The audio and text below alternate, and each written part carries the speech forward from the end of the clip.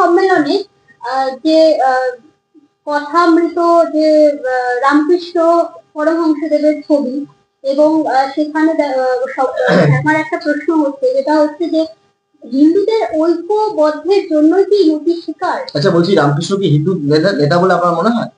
মানে আমি তো জানতাম রামকৃষ্ণ আমরা তো জানি যে বামপন্থীরা ধর্মনিরপেক্ষতার কথা বলে। রামকৃষ্ণ কি ধর্মনিরপেক্ষ নয়? রামকৃষ্ণ কি আপনার মনে হয় কমিউনাল?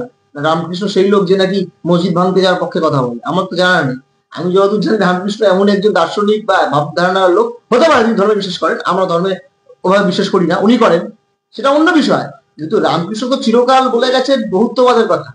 রামকৃষ্ণ তো বলেছে চিরকাল এমন একটা সমাজে করা, যে সমাজে হিন্দু, মুসলিম, শিখ, খ্রিস্টান বা অন্য ধর্মের বা ধর্ম বিশ্বাস করে না এমন লোক, তারা সবাই একসঙ্গে থাকবে। তাই রামকৃষ্ণ কোনদিন হিন্দুদের আইকন বলে যারা চেষ্টা করে, হতে পারে হিন্দু আইকন হতে পারে, বাট নট হিন্দুত্বর আইকন। আর আপনি এখানে যাদের কথা বলছেন, যারা এই প্রশ্নগুলো তুলছে, একাধিক কিছু নিউজ মিডিয়া রয়েছে পশ্চিমবঙ্গে, যারা মানে প্রতিনিয়ত এই রাজ্যের মাটিতে একটা মানে ধর্মীয় হানাহানির পরিবেশ তৈরি করতে চাইছে, এবং বারবার তাদের মধ্যে এমন একটা টোন কেটে কথা বলা যে সেকুলার সেকুলার।